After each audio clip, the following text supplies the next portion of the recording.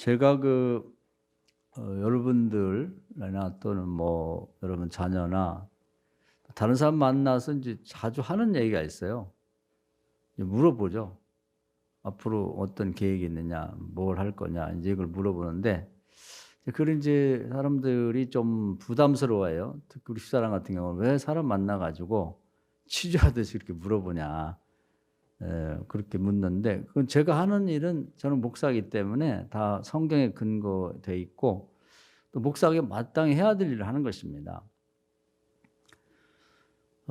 하나님께서는 이제 오늘 말씀에도 보겠습니다만은 그 외모를 보지 않으세요. 근데 이제 사람들은 대개 이제 외모를 보고 오늘 뭐 몸매가 뭐 좋아 보인다든지 살이 빠졌다든지 뭐 머리 헤어스타일을 예쁘게 하고 참 잘하고 왔다든지 뭐 이런 옷이 잘 어울린다든지 이런 얘기를 하라는 뜻 같아요. 좀 기분 좋게. 그런데 그건 일반 사람들이 하는 거고 그건 일반 사람은 충분히 해요. 근데 목사도 이제 그런 것도 해야 되겠지만 이제 정말 목사가 해야 될 일은 뭐냐면 그 마음 중심을 들여다보고 이제 그걸 이렇게 드러나게 해주는 거예요. 그러니까 그걸 물어봐 주는 게 굉장히 중요한 겁니다. 제가 뭐 서로 여러분들 상호간에도 마찬가지인데 왜냐하면 그 마음 중심에 아무것도 없으면은 아무것도 될 일이 없어요. 특히 요즘처럼 이제 코로나 사태 때문에 뭐 일이 잘 안 되는 때는 자기 마음 중심을 한번 들여다 봐야 돼요. 그러니까 하나님이 마음의 소원을 좀 행하시는데 하나님 주신 소원을 붙들고 마음 중심이 꼭 채워져야 되는 거예요. 이제 오늘 이 얘기의 중심에 이제 다윗이라는 분이 있는데 그분이 이제 그 형제들이나 그 동시대에 비슷한 나이 또래의 뭐 젊은이들 또는 뭐 나이가 들은 중년들 그런 사람들하고 다른 게 있어요. 뭐가 다르냐면 마음 중심이 달라. 마음 중심이. 다른 사람들은 이제 예를 들면 다윗의 형제들은 이제 아버지가 그 유목하는 이제 목축업자죠. 그러다 보니까 아들이 여덟이 있는데 다 목축업자예요. 목동입니다. 그 양떼들을 데리고 이제 흩어져 가지고 여기저기 다니면서 이제 풀이 있는 곳을 따라다니죠. 그리고 물 있는 곳을 따라다니고. 그러니까 그들이 마음 중심 속에는 뭐였냐면 외모는 성경에 나오질 않아요. 하나님 관심 없고 그냥 일반적이죠. 보통 사람들은 그냥 뭐 아버지한테 나이 들어가지고 이제 그 양을 좀 몇 마리 유산으로 받아가지고 이제 동네 아가씨하고 어떻게 연애를 하든 뭐 중신을 내서 결혼해 살아야겠다. 오순도순 재밌게 살아야지. 요게 이제 되게 마음 중심에 들는데 그게 어릴 때 태어나 죽을 때까지 똑같아. 다윗은 좀 달라요. 중심이 다르다고. 그 뭐가 다르냐면 그 처음에 가졌던 것은 이제 성전에 성막에 갔을 때 법궤가 없다는 걸 생각하고 너무 아쉽다. 하나님 엄청 속상하시겠다. 내가 크면은 법궤를 옮겨드려야지. 그 당시로서는 도저히 불가능한 소원이죠. 중심이. 왜냐하면 그 왕이 돼야 이게 옮길 수가 있는 거지. 그 아무거나 뭐 법궤를 옮길 수가 있나요? 그래서 어른들이 걱정하지. 너 그런 소원을 갖냐? 그건 아무거나 할 수 없는 거야. 근데 정말 하나님이 그게 원하고 계시거든요. 근데 그런 소원을 가진 사람이 전 세계 그 당시에 인구가 많았어도 아무도 없어. 다윗밖에. 그러면 사울 왕이 마음에 안 들어 다음 왕을 시킬 때 여러분 같으면 누구에게 기름 부어 왕을 삼겠어요? 그 시골에 있던 저 산골에 있던 관계없어요. 하나님이 찾아가신다고. 사무엘을 거기 보냈단 말이에요. 우리 이걸 알아야 되는가? 그래서 사무엘이 이렇게 보니까 그 다윗의 형제들이 다 잘났어요. 미끌미끌하게 잘생겨서. 외모를 보고 이게 왕같이 생겼네. 기름 부으니까 하지 말라는 거예요. 그 너는 왜 외모를 보냐? 사람 외모를 보지만 나는 중심을 본다. 마음 중심. 그 중심 속에 그게 보는 거지. 그 오늘도 우리가 생각할 건 뭐냐면 내 중심에는 뭐가 들었는지를 보셔야 되는 거. 하나님은 여러분 외모를 보는 게 아니라 중심을 보신다고. 여러분 자녀가 손주가 어떻게 될지 여러분 제가 미리 얘기를 해볼까요? 지금 중심이 있는 것이 그걸 그대로 될 거예요. 그걸 기름 부으신다고. 그럼 아무것도 없으면 어떡하냐. 이 IMF 시대에 텅 비어있어 속이. 그러면 마음밭에 아무것도 없기 때문에요. 지금 겨울 같죠. 뭐 상황 자체가 경제도 어렵고 건강도 어렵고 언젠가 새봄이 올 건데 씨를 심어놓은 마음밭에 씨를 심어놓은 중심에 정말 하나님 볼 때 쓸만한 씨앗이 있는 사람이 싹도 나고 꽃도 피고 열매를 맺는 거예요. 아무것도 없는데 봄이 오면 뭐 소용이 있습니까? 아무것도 안 되는 거지. 그래서 이제 담임 목사인 저 또는 뭐 목사로서 누구를 만나면 항상 물어보는 거예요. 그 무슨 앞으로 뭐 할 거냐, 어떻게 할 거냐, 계획이 뭐냐를 물어보는 건 그 중심에 뭐가 있는 것을 알아내려고 하는 거예요. 그걸 알아야 저도 기도할 때 기도를 하는 거예요. 그 나이가 든 사람 우리 어떻게 결혼 계획이 있느냐 그러면 그런 거 좀 물어보지 마세요. 부담. 절대 안 물어봐요. 그 사람은 결혼하기 어렵습니다. 제가 기도할 때도 그 얘기 안 해요. 본인이 싫다는 거 어떻게 해. 하나님도 관여를 안 해. 기도 좀 해주세요. 저 결혼하고 싶습니다. 이렇게 얘기를 해야 되는 거예요. 어떤 사람 만나고 싶은데 이런 사람 만나고 싶습니다. 그래요. 제가 기도할 때도 하나님 아무개가 이런 결혼하고 싶어 하는데 그런 사람이 하나님 저는 못 찾지만 하나님 찾을 수 있잖아요. 하나님이 짝을 져준다 하겠습니까? 전 세계 어디 있는지 모르지만 자연스럽게 어떻게 중매를 하든지 아니면 연애를 하든지 만나게 해주세요. 그렇게 기도할 수 있는 거예요. 어떤 사람은 부모가 나서가지고 아예 그 우리 애한테 좀 결혼 얘기 좀 하지 마라. 저보고 하지 마라. 목사가 그거 하는 거예요. 그게 목사가 하는 일이야. 그 중심에 뭐가 있는지를 파악하는 거. 그리고 더 중요한 건 뭐냐면 민수기 14장에 보면 하나님 내 귀에 들린 대로 해준다고 그랬거든요. 귀에 들리게 해드려야 돼. 마음으로 믿어 의에 이르고 입술로 고백해 구원에 이르는 거예요. 앞으로 뭐 대학을 졸업하고 일할 준비 하고 있는 사람에게 제가 물어볼 게 뭐 있어요, 목사가. 너 참 이쁘다. 이런 얘기를 할까요? 그럼 앞으로 너 뭐 하고 싶냐? 그럼. 거기에 중심에 뭐가 있고 그걸 얘기를 해야 되는 거예요. 고백을 해야 되는 거예요. 고백을 시키는 거야. 그리고 제가 늘 소개하죠. 말라기 3장 16절에 보면은 성도들 간의 믿음으로 대화한 걸 하나님이 들으시고 기념책에 메모를 하는 거예요. 서로 대화를 시켜서 이렇게 하나님이 들으시도록 그리고 아무개가 마음 중심에 이런 소원이 있구나 이런 계획이 있구나 하나님 들으시고 메모를 해놔야 될 거 아니에요. 그래야 아무개가 이런 계획이 있다더라. 하나님 나라에서 그 축복 좀 해줘라. 이렇게 되는 거지. 기름 좀 부어줘라. 이렇게 되는 거지. 아무것도 텅 비었는데 뭘 해줍니까? 제가 하는 행동이나 말은 다 성경의 근거가 돼가지고 그걸 하는 거예요. 근데 자꾸 주변에서는 뭐 말하지 말라 왜 부담을 주냐 애들한테 그렇게 얘기하는데 그게 목회입니다. 그게 목사가 하는 일이에요. 하나님 앞에 하나님 좀 들으시라고 기념책에다 메모 좀 해놓으시라고 아무개가 이렇게 결혼하고 싶고 아무리 이렇게 취직하고 싶고 아무리 미래에 커서 이런 일 하고 싶답니다. 그래서 제가 중보기도 할 때도 기도를 하는 거지 아무것도 없는데 뭔 기도를 합니까? 더 키 크게 해달라고? 더 예쁘게 해달라고? 뭐라고 기도해요? 여러분은 어떻게 기도하십니까? 여러분 자녀들에게? 그래서 사람의 가치는 외모에 있는 게 아니고요. 그 마음 중심에 뭐가 있느냐 그것 가지고 따지는 거예요. 한번 보실까요? 오늘 그것을 여러분에게 얘기하고 싶어서 오늘 말씀을 듣겠는데요. 9절 말씀을 한번 봅시다. 내 아들 한번 다 같이 읽을까요? 시작. 내 아들 솔로몬아 너는 내 아버지의 하나님을 알고 온전한 마음과 기쁜 뜻으로 섬길지어다. 여호와께서는 모든 마음을 감찰하사 모든 의도를 아시나니 내가 만일 그를 찾으면 만날 것이요 만일 내가 그를 버리면 그가 너를 영원히 버리시랴. 그 모든 의도를 아신다. 모든 마음을 감찰. 그러니까 오늘도 여러분 여기 오셨는데 하나님이 뭘 보겠어요? 여러분 눈동자를 보겠습니까? 아니면은 여러분이 뭐 화장이 잘 된 날을 보겠어요? 마음을 감찰한다는 어떤 마음? 모든 마음을 감찰한단 말이에요. 그 마음에 뭘 감찰해요? 의도를 감찰한다는 거예요. 파악하시려고. 여러분 의도가 있나요? 앞으로 이제 뭐 이런 경제적인 어려움이 끝나고 이제 이 코로나가 끝났다고 치면 여러분 뭐 할 거예요? 의도가 있으신가요? 하나님이 오늘도 감찰할 텐데 여러분이 뭐가 있냐고.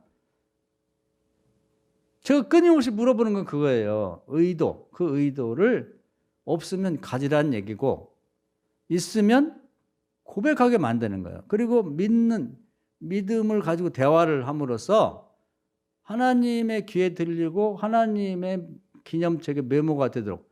하나님의 기념책에 메모만 되면 이제 되는 거예요. 다윗은 그 분명했단 말이에요. 뭐 법궤를 옮겨드리고 싶다. 또 한 가지 여러 가지가 있지만 오늘 말씀과 관련하면 나는 그동안 그 목동의 자식으로 태어나가지고 그냥 여기저기 뭐 양떼 쫓아다니라고 밖에서 거의 노숙했단 말이에요. 뭐 천막기 요즘 좋은 텐트도 없고 옛날에 뭐 그냥 위에 이슬만 가리는 정도로 뭐 나무 꽂아서 이렇게 해놓고 거기서 그냥 자고 가축같이 그냥 살았죠. 그리고 왕의 사이가 된 다음에도 한 10수년 넘게 그냥 쫓겨다니면서 잘 데도 없어갖고 그냥 여기 자고 저기도 하고 이렇게 거지처럼 노숙자처럼 살다가 하나님의 은혜로 참 왕이 되고 그 당시 최고 좋은 백향목으로 왕궁을 짓고 사는데 가만히 잠이 안 오는 거예요. 왜냐하면 나는 과거에 그렇게 보잘것없는 삶을 살다가 주님 하나님의 축복받고 그렇게 좋은 그 목재 석재로 지은 왕궁에 사는데 하나님의 집은 아직도 천막이라니 이게 말이 되는가. 너무 죄송해서 잠이 안 와요. 그래서 고민하다가 그 선지자한테 내가 정말 잠이 안 오는데 이 세상에 최고 좋은 집을 하나님께 지어드리고 싶다. 이런 소원을 가지고. 그 마음 중심이 의도가 다른 거예요. 여러분 생각 어떠세요?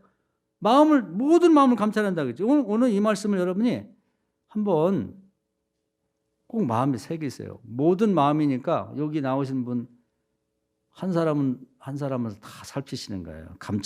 감찰한다는 건 마치 조사하듯이 말이야. 세심하게 살피는 거예요. 검찰이 무슨 사람을 수사할 때 감시하고 또 그것을 신문하고 그런 것처럼. 그리고 뭘 하냐? 모든 마음을 감찰하시고 모든 의도를 파악하신다는 거예요.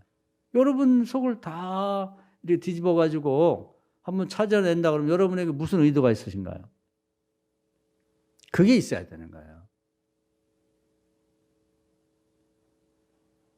다윗에게는 군계 일학 같은 모든 다 닭인데 한 마리의 이 학이 눈에 띄는 것처럼 그 마음에서 탁 띄는 거예요. 하나님 이걸 놓치질 않아요. 그게 저 시골에 있든지 아니면 저 산골짜기에 있든지 외국에 있든지 뭐 어디 있든지 놓치질 않는다고. 그 하나님이 그래서 그 시골에 이새의 집 8 아들 중에 하나가 딱 다윗에게 있다는 걸 알고 거기를 찾아가시잖아요. 오늘 여러분이 이 의도를 좀 가지세요. 할렐루야.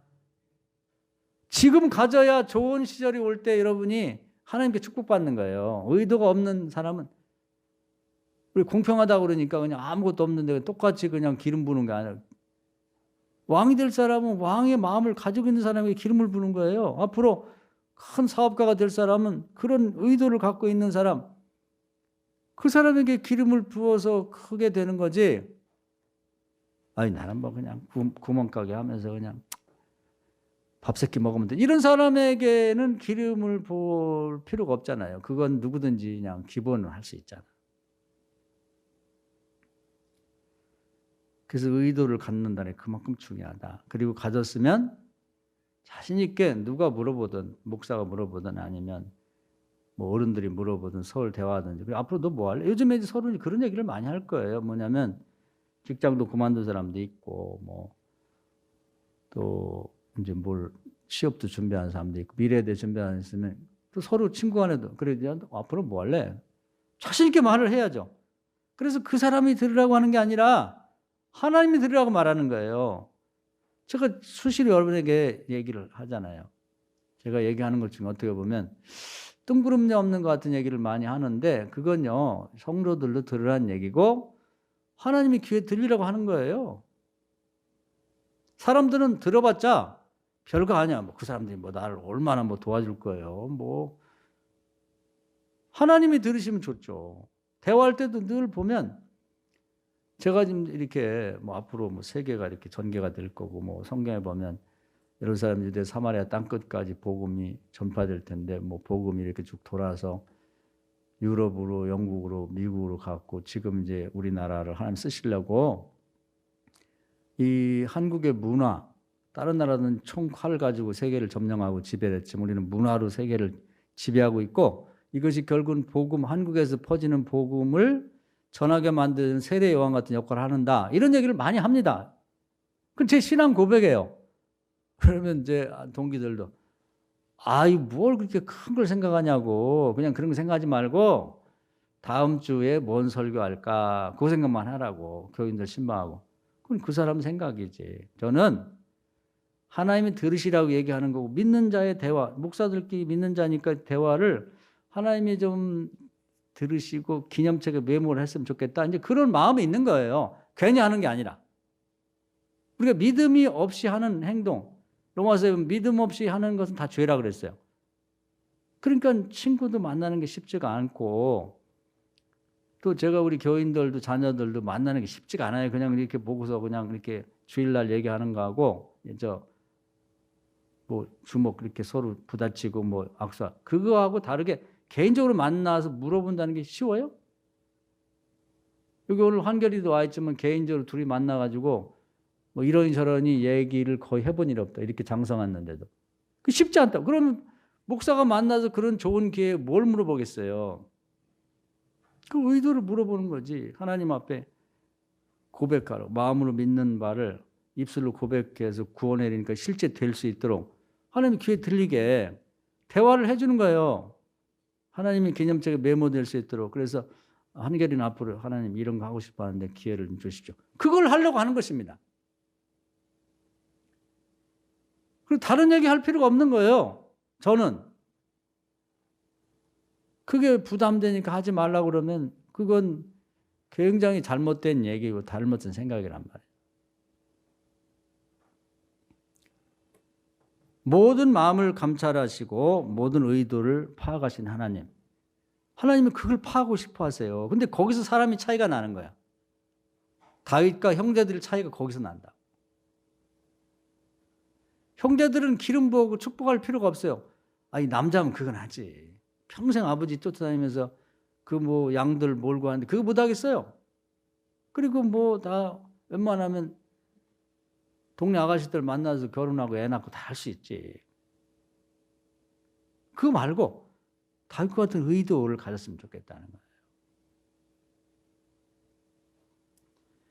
자, 의도는 너무 중요한 거고요. 그 다음에 또 할 일은 뭐냐면은 11절을 한번 읽어볼까요?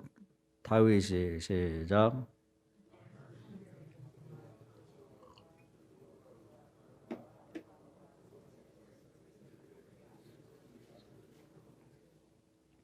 그 다음에 이제 의도만 갖고 안 되고요. 이걸 어떻게 실현하고자 하는 설계도가 있어야 되는 계획을 세워야 됩니다.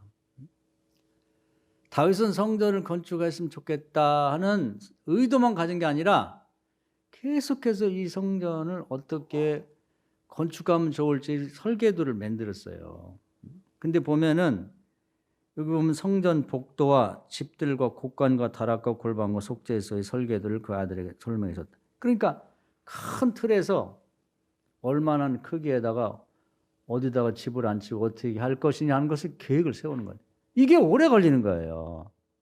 혼자 하는 게 아니라 그 밑에 중요한 얘기가 나왔어요. 12절 읽어볼까요? 시작. 또 그가 영감으로 받은 모든 것 곧 여호와의 성전의 뜰과 사면의 모든 방과 하나님의 성전 곡관과 성물 곡관의 설계도를 주고 설계도 나오죠? 기도하면서 하나님의 집이니까 하나님의 마음에 맞도록 한 가지 한 가지 상의하면서 설계도를 만들어 가는 거예요. 이게 아주 아들한테 왕위를 물려줄 때까지 계속됩니다. 그래서 큰 외형부터 시작해서 그 성전 뜰과 사면 모든 방, 성전의 곡관, 성물, 설계도잖아요. 그 다음에 13절에 가보면은 성전을 섬기는 데 쓰는 모든 그릇의 양식들을 또 그릇도 설계를 해요. 어떤 형태의 그릇이 좋을까. 그 다음에 14절에 보면은 거기서 쓰는 기구들도 설계를 합니다. 그냥 아무렇게나 하는 게 아니에요. 아주 세밀하게. 14절 읽어볼까요? 또 시작.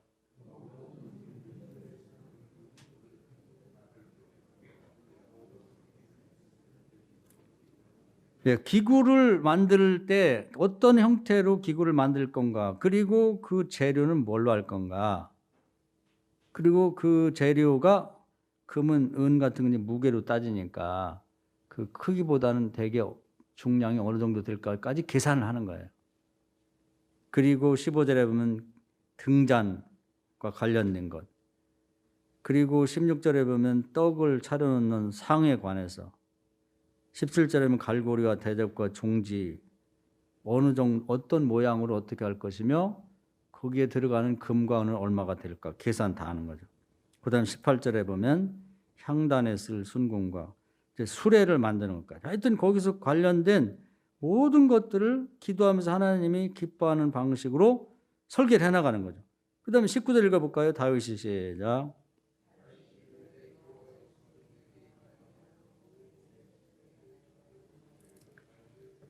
할렐루야. 하나님이 이제 이렇게 할 때, 그러니까 마음에 의도는 있는데 설계하지 않는, 계획하지 않는 건 죽은 거예요. 마치 믿음이 있는데 행함이 없는 것이 죽은 것처럼 의도는 있는데 설계하지 않고 계획하지 않는 건 죽은 거라고. 그냥 의도만 갖고 있어. 아무것도 안 돼요. 진짜 될 줄 믿고 설계를 해야죠. 이 설계가 어려운 겁니다.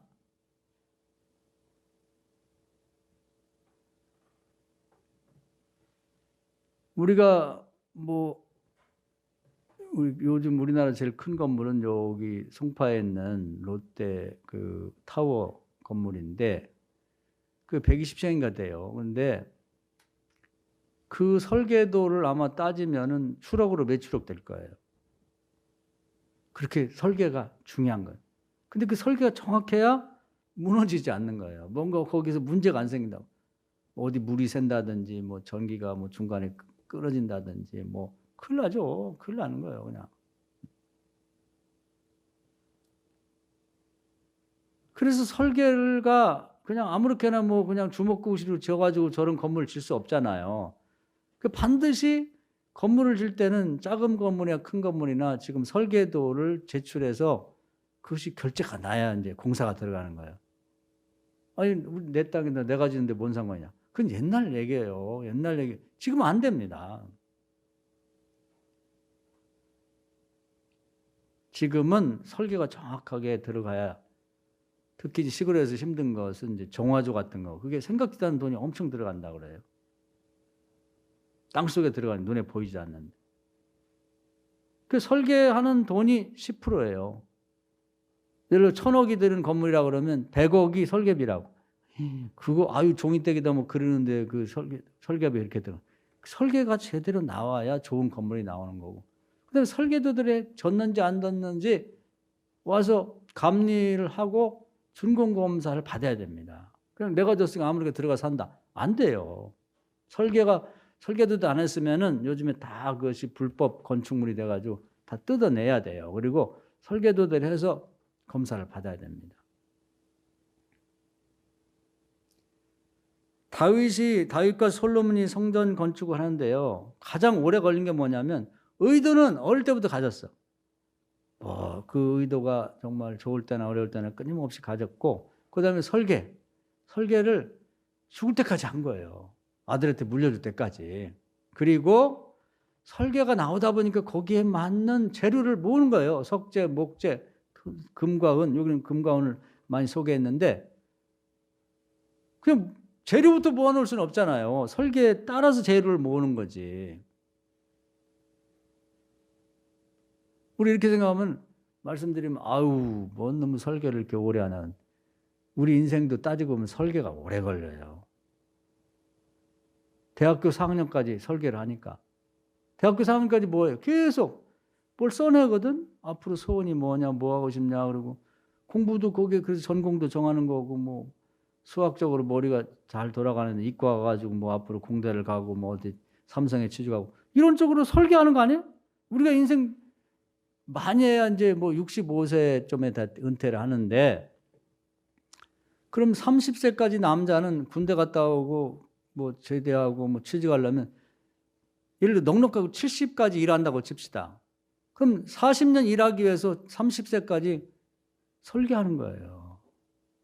설계를 하기 때문에 거기에 맞게 공부도 하고 뭐 어디 가서 실습도 하고 무슨 학원도 다니고 스펙도 쌓고 그런 게 아니에요? 30년 설계를 하는 거라고. 근데 30년 동안 설계가 안 된 애들은 아무것도 안 돼. 왜 안 되냐? 설계가 없는데? 설계가 없는데 무슨 집이 나와요? 그 외모는 참 인물도 좋고 키도 크고 머리가 좋은데 걔는 그냥 아직도 그냥 엄마 아버지 캥거루족이야. 그냥 집에서 용돈 타 쓰고. 그 왜 그러냐? 초등학교 때부터 아니면 더 어릴 때부터 유치원부터 좀 설계가 되고 의도가 있어야 되는데 아무 의도가 없으니까 설계가 없고 설계가 없으니까 되는 일이 없잖아요. 여러분 주변에서 보세요. 아무 설계가 없는 사람이 잘 되는 경우는 없습니다. 그건 겨우 늘 하는 얘기가 아유 걔는 부모 잘 만나가지고 그냥 뭐 아버지가 뭐 건물 하나 줘갖고 그냥 먹고 살아 그냥 세만 받아도 먹고 살아. 그게요 사람이 한번 태어나가지고 그 좋은 건강한 삶은 아니잖아.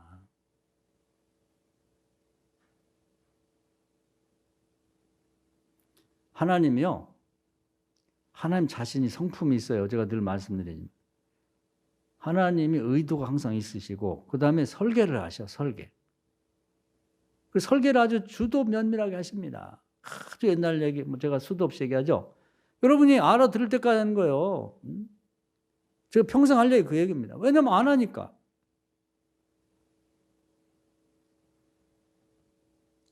앞으로 홍수를 내려서 사람을 멸망시키고 제대로 된 사람만 다시 뽑아가지고 세상을 다시 시작했다. 하나님 의도예요.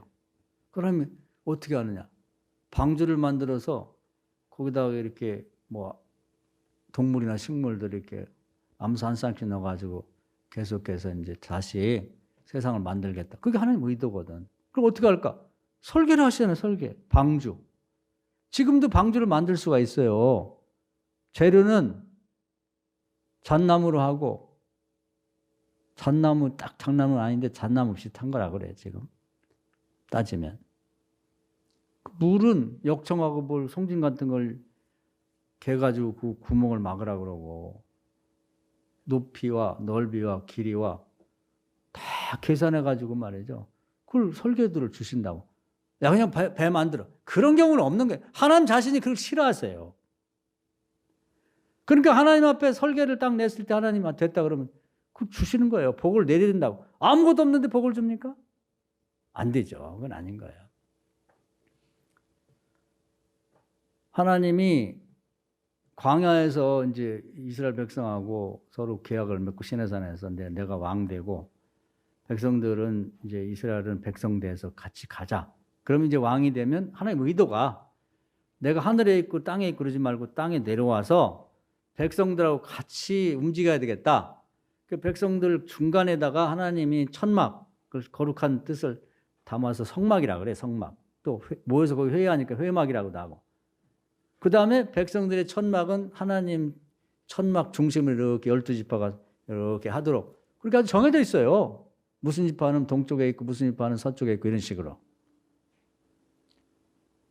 근데 천막 끝까지 그 뭐 유목민들 출신들 뭐 노예 출신들이 늘 하는 게 그건데 야 그 천막 만들어. 그렇게 안 하신단 말이에요. 아주 성막에 대해서 자세하게 크기, 넓이, 뭐 높이, 재료, 문양 그 속에 들어갈 자세하게 설계를 해 주신다고. 그리고 그대로 됐는지 안 됐는지를 계속 보신 다음에 나중에 준공 검사를 하시고 됐다 싶을 때 하나님 내려오세요. 지성소에 말하자면 그 법계도 어떻게 만들까 다 얘기가 돼 있어. 지금도 만들 수가 있어요. 지금 전 세계를 가면 성막을 그 크기로 만든 데도 있고 우리나라도 몇 개가 있다고. 축소해서 만든 데도 있고. 그 법계 위에 보면 천사가 이렇게 날개 펴고 이렇게 있는 게 있는데 거기에 하나님 임재하시겠다고 말씀하셨거든요. 하나님이 원래 그런 걸 그렇게 일을 하시는 걸 좋아하고. 그러니까 우리가 설계를 제대로 해야 하나님이 결제하시는 거지 대충 해가지고 안 돼요. 5번, 10번. 우리 인생 설계도 남자들 같은 경우는 30세까지 한다니까. 30세까지 설계가 없는 사람은 안 돼요. 의도가 없는 사람은 더한데 그것이 가능하면 빠를수록 좋은 거예요. 그래서 제가 어린아이들 만나면 항상 앞으로 너 뭐 할래? 물어본단 말이에요. 그러면 또 주변에서 왜 어린이한테 부담적으로 물어보니? 그게 하는 거예요. 제가 할 일이 그거야. 그거. 대학교 가서도 뭐 할지 모르는 애는 안 돼요. 갑자기 또 뭐 받고 또 전공도 받고 뭐 하겠다고 뭐가 되겠어요. 안 되지. 근데 중학교 때부터 자기 의도가 분명하고 설계가 정확한 애고 그래서 저는 이렇게 할 겁니다. 이 녀석 뭐가 되겠구나. 외모가 아니에요. 중심이 정말 마음이. 여러분 나이와 관계없습니다. 요즘에 저 연세 많은 은퇴한 목사님들 은퇴하신 다음에 이번에도 몇 분 봤는데 막 25년 거의 30년 가까이 사시더라고. 70세 은퇴 80, 90, 20년 가까이 이렇게 사시는데 물어봐요. 뭐 하십니까? 물어보면 하루에 한 번씩 그냥 1시간 반씩 걷고 그냥 점심 먹고 뭐 그런 분들. 어떤 분은 젊은 사람은 그냥 소일거리 탁구 치러 다니고 그래서 좀 아쉽더라고. 저 김동길이라고 하는 분은 95세에 유튜브 방송을 시작했거든요. 김용석이라는 분은 100세에 책을 3권 썼어요. 우리가 은퇴하고 나서 그냥 아무것도 안 하고 노는 게 너무 아깝잖아요. 그동안 경험도 있고 지식도 있고 세상을 바라보는 그 눈도 있을 텐데 나이와 관계없이 세우란 말이에요. 그래서 어른들을 만나도 제가 꼭 물어봐요. 그래서 요즘 뭐 하십니까? 뭘 물으면 의도를 물어보는 거예요. 그 무슨 계획이 있으신가요? 그거 물어본단 말이에요. 왜냐? 똑같아요. 하나님 귀에 들리라고. 아무것도 없는 사람은 그렇게 하다 돌아가실 거예요. 그걸 뭐 좋다 나쁘다 평가하는 문제가 아니라 너무 하나님한테 하나님 나라에 손해잖아. 이렇게 경험 많고 지식도 많고.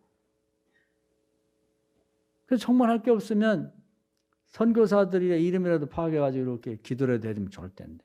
그 전에 우리 교회 와서 이제 이렇게 강의도 했던 전영순 집사님, 지금 권사됐나 모르겠네요. 그분이 우리 4층에서 브리스길라 그 강의다 그랬죠. 그분은 참 좋은 일 하시는 것 같아. 어떤 그 선교사들이나 무슨 학생들이나 이렇게 어려운 사람들이 무슨 어려움이 생기면 그분한테 연락을 하더라고. 그럼 그분이 한 300여 명 된다는 거 같지? 문자를 쳐요. 아마 여러분 중에도 받으시는 분 있을 거야. 근데 들어보면 기가 막혀. 누가 사고 만났고 코로나 걸렸고 선교사님.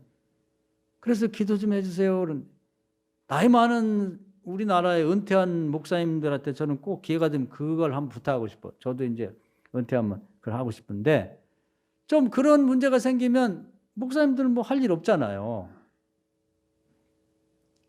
수십 명, 지금 수백 명이 되거든요. 그런 기도 제목 싹 나눠가지고 같이 한번 쫙 기도해 준다면 기적이 나타날 텐데. 계획이 있어야 돼. 계획, 의도, 설계.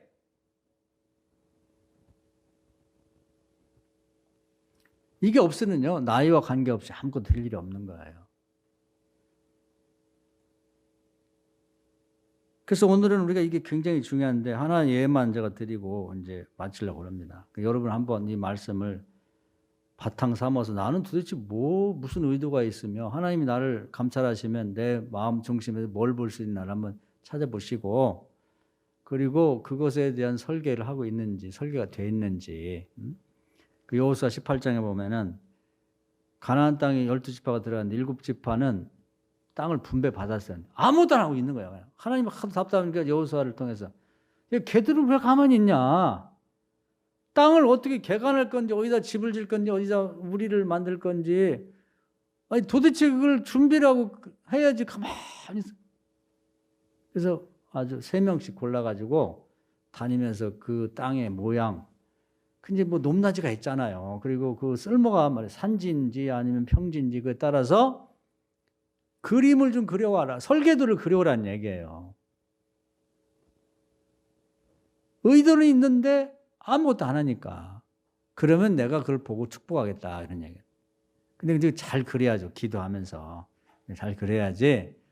그냥 아무렇게나 무성의하면 안 돼. 오래 잘 그려야 돼. 그 설계도가 잘 돼야 그 인생이 잘 되는 거예요. 우리 인생이 70 사는데 30년 설계하는 거라니까. 근데 목사나 누가 물어봐줘. 어른이 그래야지 되는 거지. 내부도의 지가 알아서 하겠지. 30년, 30살 됐는데 설계도가 없는데 뭘 안 물어보는 게 잘하는 거예요. 알아서 하겠다는데. 못해요. 안 돼요.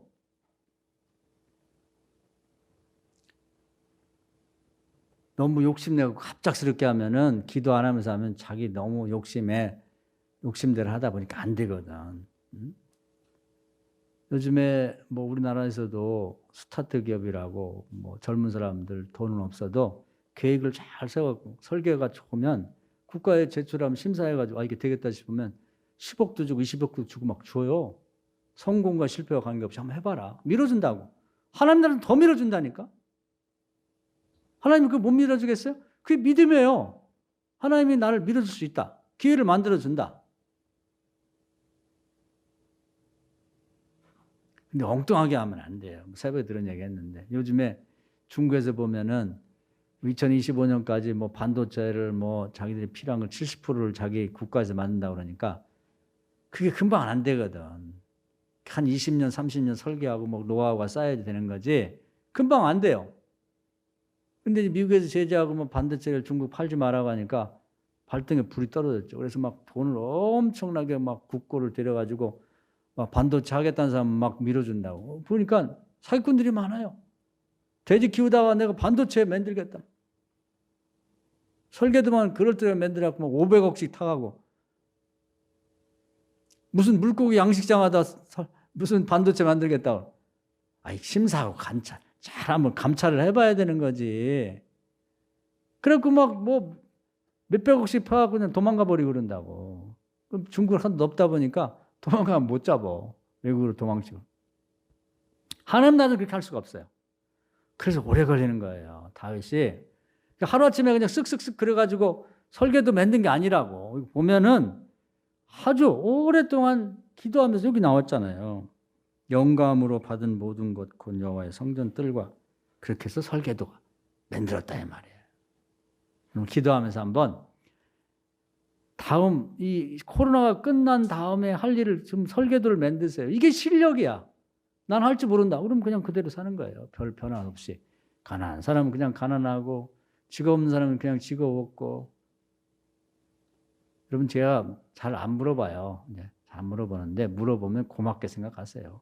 하나님 들으라고 하는 얘기니까 제가 물어봐 주는 것이 여러분의 복으로 생각해. 저처럼 물어보는 사람도 없어요. 부담 준다고. 그건 믿음 없는 얘기예요.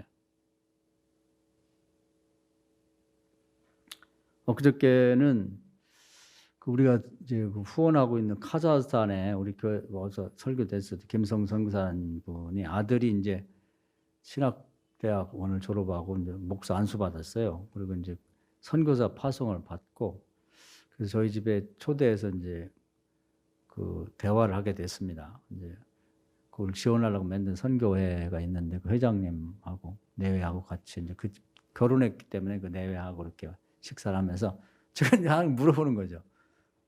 앞으로 뭐 할 거냐? 우리 집사람 벌써 싫어해. 뭐 그냥 왜 막 그런 얘기를 해가지고 무릎 꿇고 막 지가 꼭 그 혼나는 것처럼 그러는데 무릎 꿇는 것은 이제 외국에 사는 애라 양반다리를 못해서 무릎을 꿇은 거지 막 제가 뭐라고 해서 꿇은 건 아니에요. 근데 옆에서 보면 제가 뭐 신나게 얘기를 하고 그러니까 예 하니까 무슨 고문하는 것처럼 근데 그건 아니거든. 또 언제 만날지 모르니까 지금 들어가면 뭐 카자흐스탄까지 하면 다시 올 일도 없고 오면은 또 뭐 바쁘다 보니까 저를 만날 기회도 없고 그래서 야 이게 좀 기회다 그러면서 계속 기도하면서 나름대로 저도 영감 저도 선교에 대한 관심이 많으니까 그 본인들의 의도도 있고 계획도 있지만 또 제가 객관적인 입장에서 보는 의도와 계획도 있는 거거든요.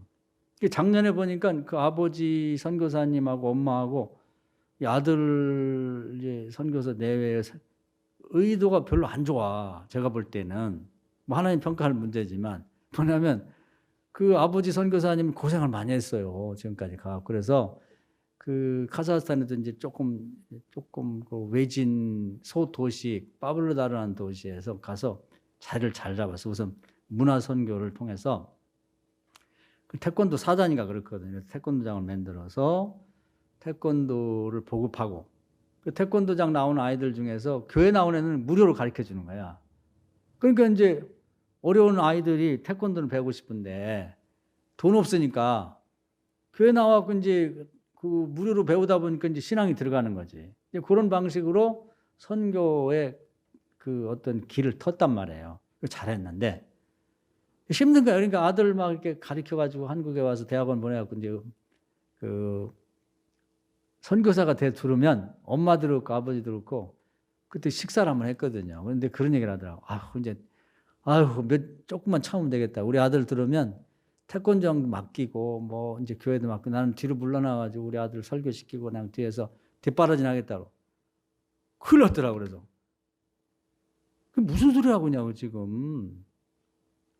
내 아들이라고 해서 당신 종이 아니고 하나님의 종이야.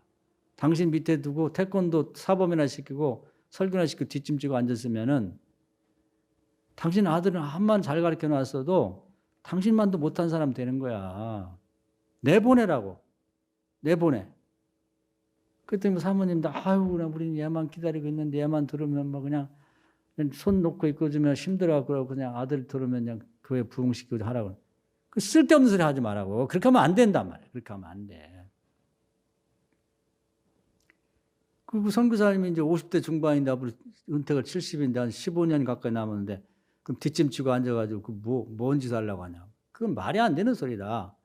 그래서 막 서로 논쟁하다시피 막 얘기를 했습니다. 그러면서도 제가 그쪽에 관심이 있어서 앞으로 중앙아시아가 가장 소외된 지역이거든요. 복음이. 옛날에 지금도 제일 가난해요. 그래서 자기들도 막 그 서양에서 막 이렇게 예수 믿고 복 받고 막 잘 되는 나라 보면서 복음을 좀 우리도 전해달라고 그러니까 그 교황청에서 그랬다는데 진짜인지 잘 모르겠어요. 니네같이 짐승 같은 가축 같은 것들한테 무슨 복음이 필요하냐고. 그 거절했다는 거야. 그래서 이슬람으로 확 돌아섰다는 거예요. 그 다 이슬람권입니다. 근데 불쌍하지. 그래서 하나님이 거기를 생각하면 하나님이 굉장히 측은히 여길 것 같아요. 그래서 이 친구는 그 생후 7살, 7개월 때 들어가가지고 그 머리가 좋아요. 그래서 그 6개국어를 잘하고 그 러시아도 잘하고 까자거도 잘하고 독일어도 잘하고 영어도 잘하고 또 히브리어 거기 보니까 그 이 히브리인들이 있더라고. 히브리어도 잘하고 또 이슬람어도 잘하고 그리고 어릴 때부터 그쪽에서 거의 뭐 대학원까지 그 전교 1등 하다시피 했다고 그래요. 한국 와서도 이번에 대학원도 1등으로 졸업했더라고. 수재야. 근데 그 아버지 밑에서 뭐 으쌰으쌰하고 이 태권도 하고 막 아버지 교회 그냥 물려받아 하기는 너무 아까운 인재예요. 제가 그 전에 그 카자흐스탄 갔을 때 그때 느꼈거든. 얘를 하나님이 쓰시겠다. 그래서 글을 해서 계속 기도하고 또 제가 설계를 이제 나름대로 하나님 앞에 기도하면서 이제 영감을 받아서 설계를 쭉 해온 것을 얘기를 했어요. 너 잘 들으라. 물어보니까 이제 그거야. 아버지 뒤를 이어가지고 자기가 나와 있는 동안에 태권도장에 많이 요즘에 코로나도 그렇고 그렇게 뭔가 어려워졌기 때문에 사람도 죽고 그래요. 가서 태권도 또 사람도 많이 불리고 그다음에 아버지 뒤어서 이제 교회도 뭐 운영하고 그래요. 제가 막 뭐라고 해요. 그런 생각하면 안 된다. 네가 그럼 그거 하려고 그러면 그 6개월을 공부하고 그렇게 대학원을 2개씩 하는 게 무슨 의미가 있냐. 그래서 제가 나름 설계한 것을 한번 얘기를 해줬어요. 마치 여기 보면 다윗이 설계한 걸 솔로몬에게 전달해 주듯이 얘기를 했단 말이에요. 그 무슨 얘기를 했냐면은 한국에 와서 이제 거의 외국 사람이 마찬가지니까 대학원을 다니면서 이제 한국 친구들을 사귀었고 한국에 있는 신학대학 졸업했으니까 이제 서로 한국에 대해서 많이 알게 됐단 말이에요. 그동안에 카자흐스탄만 살다가. 충분히 됐어. 그런데 이제 선교사들 자식들은 자기 아버지가 외국에서 15년 정도만 선교를 끊이지 않고 계속했으면 뭐 이제 기독교 국교가 기독교인 뭐 영국이나 특히 미국 같은 데는 이제 그 전액 자금을 주고 그 유학을 갈 수 있도록 그 제도가 있더라고요. 그래서 제가 그런 얘기를 했습니다. 너는 미국이 지금 학기가 9월 달에 시작하니까 탄력 받았을 때 공부를 해야지 좀 쉬고 싶다고 쉬면 안 돼. 쉬면은 잠깐 쉰다는 게 몇 년 가는 거예요. 그리고 애기라도 하나 낳아버리면은 애기 보는 재미에 못 가는 거예요. 거기 같이 우리 제 친구 목사가 선교 회장인데 그 양반이 그랬거든요. 학교에서 공부 제일 잘했었는데 유학 가려고 뭐 토플 시험 다 갈 수 있는데 덜컥 결혼해가지고 애를 낳거든. 그러니까 애기 부인하고 애기 불쌍해서 못 가는 거야. 그 결혼하지 말라고 그렇게 했는데 결국 못 가고 가야지다가 지금 이제 한갑 넘은 노인네가 됐다니까. 그 지금 가라. 올해 못 가면 적어도 내년 9월까지는 가라. 그리고 요즘에 뭐 코로나 사태 때문에 뭐 대부분 온라인으로 공부하니까 아마 카자흐스탄에서 이렇게 지원해가지고 만약에 되면 상당 부분 온라인으로 공부하고 그 학위 받을 때 가서 박사학위를 하고 와라. 대신에 카자흐스탄에서 이제 평생을 보내야 되니까 카자흐스탄에 이제 앞으로 정치가라든지 지도급에 있는 사람들 프로필을 쭉 조사해 보면 그 국가마다 좋아하는 학교가 있어요. 우리나라는 이제 하버드나 예일, 특히 하버드를 좋아하더라고. 그래서 이제 갔다 온 사람들은 암암리 그들의 커뮤니티가 있어, 우리나라에.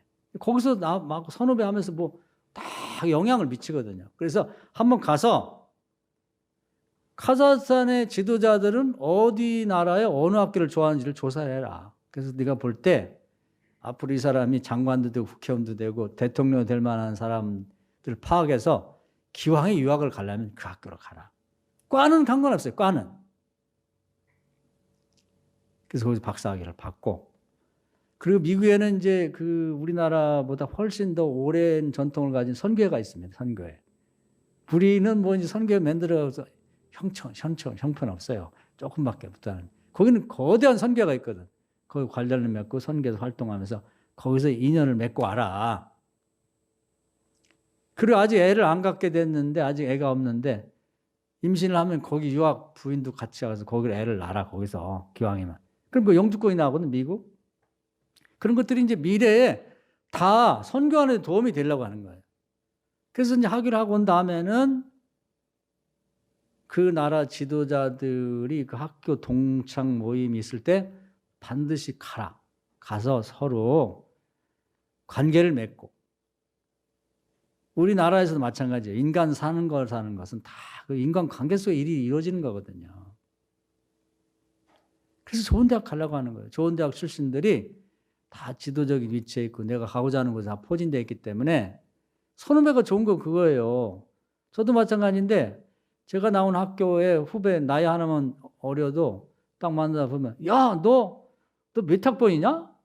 이렇게 나가는데 다른 학교 출신들은 나보다 훨씬 10살에 어려도 그렇게 못합니다. 말을 올려야 되고 함부로 못하죠. 그게 다른 거예요. 그러면 후배들도 마찬가지로 아유 형님 밥 좀 사주십시오 선배님 이렇게 나오거든요. 그래서 그 나라에 하고 와서 그런 커뮤니티가 있으면 반드시 동창 모임에 가서 그런 사람이 장관도 되고 그러면은 얘가 이제 나중에 나이 먹고 신학대학이라도 하나 만들려고 학원 등록할 때 말 한마디면 되거든요. 특히 우리나라 같으면 좀 힘들어요. 법이 그래도 이제 많이 발전됐기 때문에. 그러나 카자흐스탄 같은 데는 아직도 좀 후진국이기 때문에 장관이나 국회의원 있는 사람들이 그냥 야 후배 여기 학원 좀 하나 만들어줘. 그럼 금방 되거든요. 그러니까 나라 전체의 지도자들과 관계를 맺기 위해서 공부를 해라. 네가 한국에서 대학원 한 것만 갖고는 파블로 다르라고는 동네 목사는 되고 영향력이 거기밖에 안 되지만 그렇게 해놓으면 된다는 거예요. 그리고 기회가 되면 한국에 들어와서 모교인 뭐 감정신학대 같은 데서 강의도 좀 한 학기 하고 그때 학회도 만들고 그리고 동아리도 하나 만들어 가지고 카자흐스탄에서 신학교 하나 만들어서 서로 자매 결혼을 맺으면 한 학기는 선교할 아이들은 여기서 가서 한 학기 공부하면 그 학점 인정해 주면 되거든요. 그 충분히 할 수가 있습니다. 그건. 그러면 학생들이 여름방학 때 되면 가서 거기 가서 봉사도 하고 그런 관계를 맺으라는 거예요. 그리고 이제 부인 또는 젊은 사모는 그 이제 대학교를 그 카자흐스탄에서 2학년 좀 다니다가 그만뒀더라고. 뭐 선교하려나 결혼이 아니라고. 그래서 그렇게 하지 말고 이제는 가서 한국어 자격증 온라인을 통해서 따면 되고 한국에 들어왔다 가면 되니까 한국어 교육 자격증을 따서 카자흐스탄 아이들로 하여금 한국어 능력 시험 뭐 5급 이상 돼야 되면 뭐 들어온다 하는데 또 5급 이상 6급 되면 전액 장학금 받고 올 수 있거든요. 그리고 한국에 어느 학교든지 갈 수가 있다고. 제가 우리 그 본부에 그 선교국 총무님이 우리 지방 소속 목사예요. 제 1년 후배기도 하고. 지난번 만나서 약속했습니다. 정말 그런 데서 기본 교육을 받고 오면 선교국 총무가 사인하고 추천해주면 좀 세계신학대학에서 장학금 주는 걸로. 그렇게 좀 그런 거라도 하나 해라. 하겠다고 그랬거든요. 그 다 그런 큰 틀에서 이렇게 설계를 해놓고 거기에 맞춰서 거기에서 신학교 보낸 아이들을 한국어를 잘하게 만들어갖고 한국에 보내면 그 아이들이 와서 인재가 돼서 돌아가면 신학대학 교수도 되고 또 개척교회 목사도 되고 그럼 교회가 만들어지면 거기다 후원다고 그렇게 한번 해보자 그래서 한다고 얘기는 했는데 자기 아버지가 어떻게 동의할지 모르겠어요. 그래서 제가 지금 기도하고 있습니다. 그 아버지는 아들이 오면 엄마하고 그냥 아들을 맡겨놓고 뒤로 물러나려고 하는데 절대 그렇게 하면 안 된다. 장문의 편지를 하나 쓰려고 합니다. 기도하면서. 설계가 필요한 거예요. 제가 얘기만 여러분에게 드렸는데 한번 두 개의 설계도를 가지고 생각을 해보세요. 제가 하는 얘기하고 그냥 그 아버지가 생각하는 설계도하고 뭐가 더 나은지 앞으로 중앙아시아가 이제 카자흐스탄이 중심 국가고 가장 큽니다. 그리고 한국은 형제 나라라고 그래요. 옛날에 조상 때로 가면 우리하고 같았대, 민족이. 그리고 그 나라에서 인물 하나가 나면요. 큰 영향력이 있거든. 그 아버지 설계는 나는 마음에 안 들어요. 그 엄마하고. 자기 개인만 생각하는 거지. 인생이라는 건 말이에요. 의도도 있고 앞으로 결국은 중앙아시아를 복음하고자 하는 의도는 똑같잖아. 설계도에 따라 다른 거예요. 그래서 이 친구가 지금 성적이 좋고 아버지가 또 뭐 20년 넘게 선교를 했기 때문에 자격이 돼요. 그 에세이 앞으로 뭘 어떻게 했다고 하는 내용만 잘 써가지고 보내면 그건 우편으로 보내면 이메일로 보내면 덜커덕 되는 거거든. 그러면 잘 되면은 학비뿐 아니라 이제 그 기숙사비까지 나와요. 어떤 경우는 용돈까지 나오더라고. 또 잘 연결이 돼가지고 미국에 있는 아주 든든한 그런 후원할 만한 선교회가 딱 같이 이렇게 엮여지게 되면 앞으로 선교하는데 큰 도움이 되죠. 한국에서도 지원해주고 미국에서도 와서 지원해주고 이러면 큰 선교단체가 될 수 있단 말이에요. 근데 선교는 후원을 많이 해줘도 설계가 없어. 그냥 아무것도. 그럼 되는 게 없다니까. 이런 겁니다. 이런 거. 개인도 그렇고 선교도 그렇고. 사랑하는 여러분, 오늘 제가 드린 말씀이 굉장히 중요한 거예요. 인생의 성패를 가름하는 하나님부터 축복을 받느냐 못 받느냐는 절대적으로 영향을 미치는 중요한 내용입니다. 한번 이 말씀 여러분 마음속에 한번 이렇게 잘 간직하고요. 나는 의도가 있나? 하나님이 모든 마음을 감찰하시는데 오늘도 감찰하실 거예요. 전 세계에 스타트업 기업을 이렇게 찾듯이 하나님이 축복해서 쓸만한 마음의 의도를 가진 사람이 있나? 그건 없다가도 있고 없다가도 있을 수가 있거든요. 또 있다가도 없어질 수가 있는데 그것이 하나님 눈에 띄어야 돼. 지금 이 어려울 때 좋아질 때 뭘 하겠다고는 설계 의도를 가지시고 그 다음에 설계도를 만드세요. 할렐루야. 금방 그냥 하루 저녁 고민하다가 난 생각이 안 나요. 모르겠어요. 아니 그런 설계가 어디 있어요. 돼지막도 그런 식으로 안 돼. 못해. 돼지막 하나 지는데도 어디에 지어야 될지 크기는 몇 마리를 키울 건지 높이는 어떻게 할 건지 가로막은 어떻게 뭘로 할 건지 그 나와야 될 거니 그게 하루 저녁에 어떻게 나옵니까? 인생 설계 30년 걸린다니까요. 30살까지도 설계가 없으면 아무것도 안 돼. 어떤 성공한 사람 보면 김영삼 씨는 중학교 때 대통령이 되었다는 설계가 있었다는 거야. 그러니까 자기 딱 앞에다 책상 앞에다 대통령 김영삼 대통령하고 그래서 거기에 맞춰서 그 다음부터 설계도 하고 그래가지고 대통령이 됐잖아요. 우린 뭔 설계가 있습니까? 우선 여기 연세 많은 어른들부터 본인이 설계가 있어야 돼요. 그 애들한테도 아빠는 앞으로 이런 거 할 텐데 아빠 기도 좀 해다오. 이렇게 말을 해야지 자식들도 그걸 본받고 하는 거지. 늙어 죽을 생각만 한단 말이에요. 아유 빨리 은퇴하고 시골에 가서 그냥 상추나 키워가면서 그냥 뭐 개나 한 마리 사가지고 같이 산책이나 해야 돼. 물론 그것도 설계긴 하지만 그런 설계를 하나님이 축복하실 리는 없잖아. 거기다 기름 부을 리는 없다는 거예요. 의도를 가집시다. 할렐루야. 설계합시다. 할렐루야. 그리고 준비하자 이 말이에요. 어떻게 기도하면서. 오늘 말씀 은혜가 되셔서 여러분도 이 다윗과 같이 돼요. 그래 그대로 이어받아서 솔로몬이 성전을 지는 거예요. 솔로몬이 그런 다윗의 아들로 태어났고 그러니까 그걸 따라서 하는 거죠. 주여 한번 하고 기도할 텐데요. 이 말 생각하면서 나는 과연 의도가 있나? 하나님이 감찰하실 때 눈에 띌 만한 거 시골에 있어도 찾아가신 하나님은 눈에 띌 만한 의도가 있는지 두 번째 설계가 있는지 인생 설계 없으면 오늘부터 가지면 돼요. 있다 그러면 설계를 철저하게 설계토 그림이 그려져야 돼. 그냥 머릿속에만 멍하니 있어서 안 되고 입술로 고백하고 대화하고 그림 그리고 설계도가 딱 나와서 딱 책 한 권이면 책 한 권 아니면 10장이면 10장이 딱 나와야 됩니다. 이게 하나님이 그 원래 일하시는 스타일이고 이렇게 해야만 하나님이 딱 받아서 결제하시는 거야.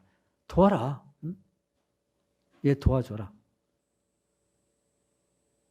저 보낸 선교사도 그렇게만 딱 하면 하나님 축복하실 것 같아. 미국에 다 준비가 돼 있고 가기만 하면. 근데 이제 본인이 안 하면 뭐 소용없는 거지. 여러분도 마찬가지예요. 자, 주여 한번 하고 인생 설계, 의도와 설계 없으면 이제 오늘부터 시작하세요. 그러면 될 겁니다. 주여 한번 합시다. 주여 오늘도 귀한 말씀을 해주셔서 감사합니다. 다윗은 하나님이 모든 마음을 감찰해 봤을 때 남다른 의도를 갖고 있었고 또 그것을 실현하기 위해서 실제 그렇게 될 줄 믿고 구체적인 설계를 해나갔습니다. 설계를 하는데 자기 욕심껏 하는 게 아니라 어차피 하나님이 쓰실 성전이니까 하나님 마음에 들도록 하나님 앞에 기도하면서 하나님한테 물어보고 영감을 얻어서 하나씩 그려갔습니다. 큰 틀도 잡고 그 건물을 어떻게 앉을 것인지 건물 내부는 어떻게 할 것인지 거기에 필요한 그릇과 기구와 기타 등등의 모든 것들은 어떻게 만들 것인지 재료는 뭘 할 건지 일일이 설계도를 자세하게 그렸습니다. 그래서 거기에 또 맞는 재료들도 준비를 하고 아들 솔로몬에게 넘겨줄 때는 거의 완벽한 설계도를 넘겨줬고 하나님이 축복하셔서 그대로 짓도록 만들었습니다. 하나님 일하시는 방법 이런 것이 하나님 좋아하신다는 걸 잘 기억하고 그냥 한 번 사는 인생인데 적당히 아무렇게나 살고 의도도 없고 계획도 없이 그냥 죽을 날만 기다리고 은퇴하고 그냥 시골에 내려가서 편히 살 생각만 할 게 아니라 어떤 이는 95세 노인이 유튜브 방송을 시작하고 100살 되는 분이 책을 3권씩이나 쓰는데 그냥 아무것도 안 하고 사는 것은 정말 하나님 나라에도 손해고 기뻐하지 않는 일이라는 걸 꼭 생각하고 정말 기도하면서 서서히 응답받아가면서 설계하고 의도를 갖고 하나님 축복받게 해주옵소서. 특별히 이와 같이 코로나 때문에 제대로 아무것도 할 수 없는 때에 오히려 시간적인 여유를 갖고 미래를 위해 의도하고 계획하는 기회로 갖는다면 좋은 시절이 오고 또 좋은 계절이 오게 되면 준비한 만큼 복받게 되고 기름 부어서 축복할 줄 믿사오니 이 준비하는 교인들 다 되게 해주옵소서. 예수님의 이름으로 간절히 기도하옵나이다. 아멘.